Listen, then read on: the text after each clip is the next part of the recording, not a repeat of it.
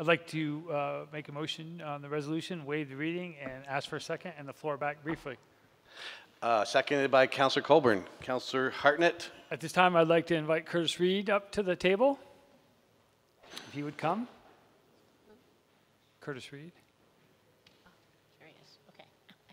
Curtis Reed, come on up. Good to see you. Welcome. And Councilor Hartnett.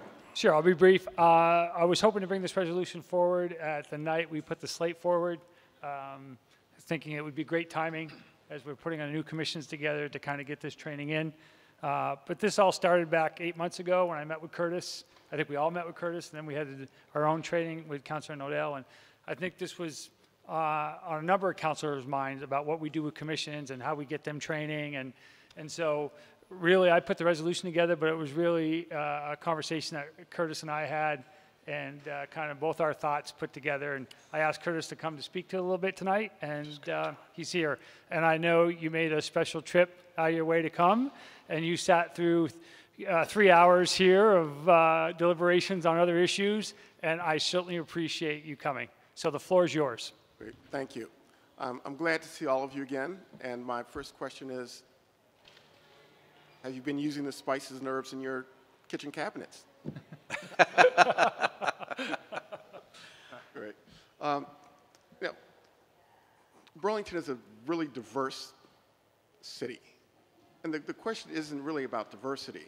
It's really about inclusion and equity. How do we extend government and governing to the most diverse destination in northern New England?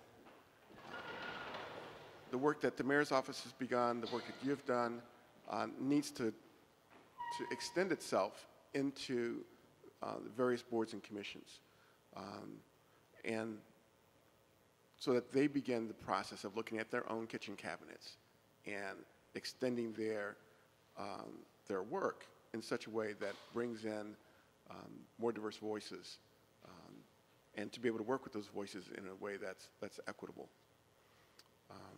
So this is really an extension of the work that you've already begun. We're working with, right now, I think tomorrow night, with the elections and the ward clerks, or Wednesday, which is just one small part of city government. And so, making sure that, all the chairs have some training, some understanding of inclusion in their own kitchen cabinets and how to access those more diverse voices is really an important part of the work that you do. Thank you, Mr. Reed. Questions by the councils? Councilor Busher? Yes, maybe, I don't know whether it should go to President Wright, it should go to Councilor Hartnett or to Curtis Reed. Did you contemplate including the vice chair, because frequently they run meetings also, and I just didn't know whether that was a possibility. And then a long-term goal a while ago was when people got elected or appointed, excuse me, that we used to have an orientation program, and that would be the way to capture everybody. Was that contemplated also? Or no? Councilor Busher, this is Councilor Hartnett's resolution, so I think he probably would be the appropriate person to respond to that. So let me hand the floor over to Councilor Hartnett.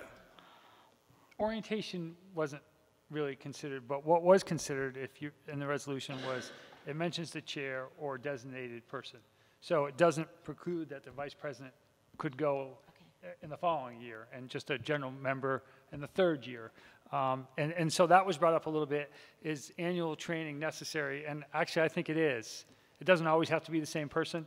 I know just recently, a year ago, I went to Burlington School District's diversity training, and probably six months after that, Councilor Nodell and the council here, it called for special trainings, and it was completely different than I went over with the schools.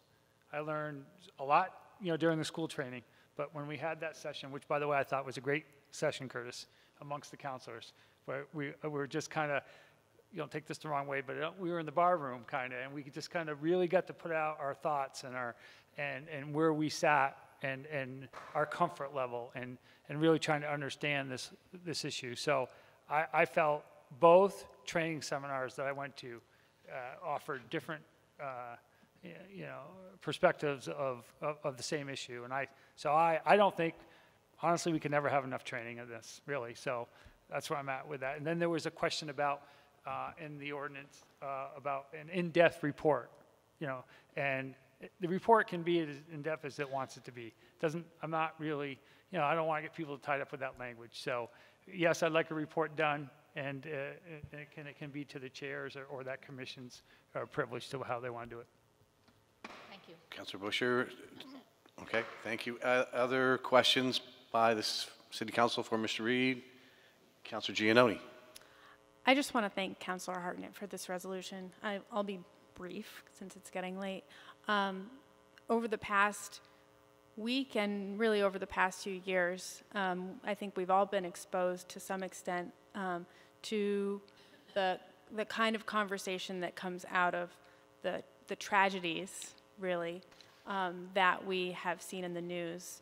And I was just reading an article today about kind of what happens in very white liberal communities that feel like they're doing this right, but are still causing a lot of harm. And so I think you're right. I think this is an ongoing, difficult conversation that hopefully we will all in this room continue to engage in, probably for our whole lives.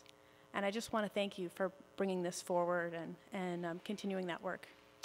Thank you, Councilor Giannoni. Other comments or questions from the council? I think we're all set. All those in favor of the resolution, please say aye. Aye. Any opposed? It passes unanimously. And thank you, Curtis.